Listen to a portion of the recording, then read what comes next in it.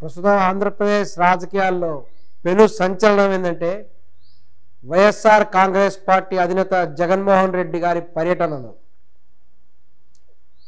అందరూ అనుకున్నారు జగన్మోహన్ రెడ్డి గారు ఓడిపోయారు కాబట్టి ఇంకా ఆయన డిప్రెషన్లోనైపోయి బెంగళూరులోనే ఉంటున్నారు అని టీడీపీ కార్యకర్తలు కూడా విపరీతమైనటువంటి కామెంట్స్ చేయడం జరిగింది. కానీ మనన్న జగనన్న ఇక విరుచుకుపడినటువంటి పుల్లా కూడా ఆంధ్రప్రదేశ్ రాష్ట్రం మీదకి వచ్చేసారు. తమ కార్యకర్తలకి ఎవరైనా సరే సమస్యలు కనుక చేస్తే వాళ్ళంతా తేల్చడానికి జగనన్న గారు రెడీగా ఉన్నారు. ఇప్పుడు అనేక ప్రాంతాల్లో కూడా ఆయన పర్యటనలు కూడా చేయాలని కూడా ప్లాన్ చేస్తున్నారు. త్వరలో కూడా పాదయాత్ర అనేది కూడా ప్రారంభమవుతుంది. ఈ సందర్భంగా మనం గమనించినట్లయితే రెడ్ బుక్ రాజ్యాంగం అనేటువంటిది కూడా ఆంధ్రప్రదేశ్లో అమలవుతుంది. వారిచ్చినటువంటి హామీలన్నీ ఎలాగూ పూర్తి స్థాయిలో అమలు జరగటం లేదు. ప్రజలలో తీవ్ర స్థాయి వ్యతిరేకత వస్తున్నది. దానివలన మళ్ళా జగనన్న యొక్క ఓటు బ్యాంక్ పెరుగుతున్నది. ఆల్రెడీ 40% ఉన్నది, ప్రస్తుతం 50% వరకు వచ్చిందని వినికిడి.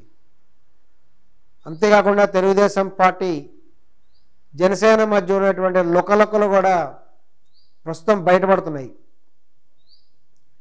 ఇక చివరికి ఇది ఏ స్థాయిలో వచ్చిందంటే వారు వేసినటువంటి శిలాఫలకంలో చంద్రబాబు నాయుడు గారి పేరు కూడా లేకుండా శిలాఫలకం వేశారంటే ఇక జనసేనలో ఉన్నటువంటి నాగబాబు గారు ఎటువంటి విధంగా ప్రవర్తిస్తున్నారు అనేటువంటిది కూడా అందరికీ అర్థమైపోయింది. ఈ యొక్క కూటమి అనేది ఎప్పటికప్పుడు త్వరలోనే పడిపోయే అవకాశం ఉంది. వాళ్ళ మధ్య విభేదాలు బయటకు వచ్చి కూటమి విడిపోయే అవకాశం ఉందన్నట్టు కూడా వార్తలు వస్తున్నాయి. వాళ్ళు ఏ విధంగా ఉన్నప్పటికీ కూడా జగనన్న మటుకు ఇక రాష్ట్రంలో కూడా తన ప్రతాపాన్ని చూపించడానికి కూడా రెడీగా ఉన్నారు, చూపిస్తున్నారు కూడా. ఇక కూటమి ప్రభుత్వం తమ వైఫల్యాలని కూడా కప్పిపుచ్చుకోవడానికి ఇక రెడ్ బుక్ రాజ్యాంగాన్ని అమలు చేస్తూ ప్రజల యొక్క మనస్సుని డైవర్ట్ చేయడానికి కూడా తీవ్రంగా కూడా ప్రయత్నాలు చేస్తున్నారు. ఇది మనం గమనించినట్లయితే రెడ్ బుక్ రాజ్యాంగం ద్వారా క్రమక్రమంగా వైఎస్ఆర్ కాంగ్రెస్ పార్టీ అధినేతలు ఒక మినిస్టర్లు మొదలైనటువంటి వాళ్ళందరినీ కూడా ఒకళ్ళ తర్వాత ఒకళ్ళని అరెస్ట్ చేయడానికి కూడా ప్లాన్ జరుగుతున్నాయి. ఒకళ్ళ తర్వాత ఒకళ్ళు కూడా మెల్లగా అరెస్ట్ చేసుకుంటూ వస్తున్నారు. దీని ప్రజలు కూడా తీవ్రంగా కూడా గమనిస్తున్నారు, తీవ్రంగా వ్యతిరేకిస్తున్నారు కూడా. ఎందుకంటే ఈ విధమైనటువంటి కల్చర్ అనేది చాలా ప్రమాదకరమైన కల్చర్. ఒక ప్రభుత్వం అధికారంలోకి వచ్చిన తర్వాత అంతకుముందు ఉన్నటువంటి ప్రభుత్వంలో ఉన్నటువంటి వారిని అరెస్ట్ చేసుకుంటూ పోవడం అనేది కరెక్ట్ కాదు. ఎందుకంటే ఫ్యూచర్లో మరలా ప్రభుత్వం మారితే వాళ్ళు మరలా గత ప్రభుత్వంలో వాళ్ళని అరెస్ట్ చేసుకుంటూ పోతే ఇది చివరికి ఎక్కడికి పోతుంది? ప్రజాస్వామ్యం అంటే అది కాదు కదా. కాబట్టి ఇటువంటి అరెస్టులపై తీవ్రంగా ప్రతిఘటన ప్రదర్శిస్తున్నారు మన అధినేత వైఎస్ఆర్ కాంగ్రెస్ పార్టీ అధ్యక్షుడు జగన్మోహన్ రెడ్డి గారు. ఈ విధంగా ఆయన అనేక ప్రజా సమస్యలపై కూడా తన పోరును కూడా చూపిస్తున్నారు. ఎక్కడికి వచ్చినా ప్రభంజనం, జనం. ఒక జగన్ గారు కనపడితే చాలని ఎక్కడ చూసినా జనం జనం జనం. ఈ జనం యొక్క విజృంభణకి కూటమి ప్రభుత్వం గుండెల్లో రైళ్లు పరిగెడుతున్నాయి. ఇక మనం లేటెస్ట్గా చూసినట్టయితే లోకల్ ఎలక్షన్లో కూడా జగన్ సత్తా ఏంటనేటువంటిది కూడా స్పష్టంగా కనపడింది. 50 స్థానాల్లో జరిగిన చోట 39 స్థానాల్లో వైఎస్ఆర్ కాంగ్రెస్ పార్టీ గెలిచిందంటే ఇది నిజంగా అత్యంత రికార్డు. దీనికి కారణం ఒకటే, కూటమి ప్రభుత్వం పట్ల ఉన్న అసంతృప్తే ఈ విధంగా వైఎస్ఆర్ కాంగ్రెస్ పార్టీ మీద అభిమాన రూపంలో బయటకు కనిపించింది. వారు చెప్పిన హామీలు ఏమీ లేవు,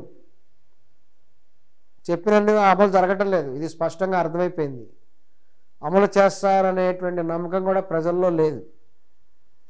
ఎందుకంటే దానికి తగినటువంటి ఫండ్స్ కూడా లేవని స్వయంగా ప్రభుత్వం ప్రకటిస్తుంది. కాబట్టి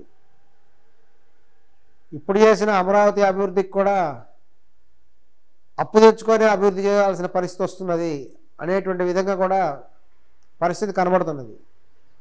ఇక అప్పు తెచ్చి కడితే దాని అభివృద్ధి ఎలా అంటారు? దాని అభివృద్ధి అనరు. ఆదాయాన్ని పెంచుకొని తద్వారా అభివృద్ధి చేస్తే దాని అభివృద్ధి అంటారు. ఏదేమైనా ప్రజల్లో కూడా తీవ్రమైనటువంటి వ్యతిరేకత కూడా కనిపిస్తున్నది. ఇక జగన్కి ఎంతో ఆదరిస్తున్నారు. ఆయన ఎక్కడ వస్తే జనం ప్రభంజనమే. ఇది గుండెల్లో రైలు పరిగెడుతున్నాయి టీడీపీ వాళ్ళకి. గమనించినట్లయితే రాప్తాడికి జగన్ రాబోతున్నారు. ఆయన రాబోతున్న సందర్భంలో ఈ యొక్క సునీత గారు చాలా దారుణమైనటువంటి వ్యాఖ్యలు చేయడం జరిగింది. అదేంటంటే,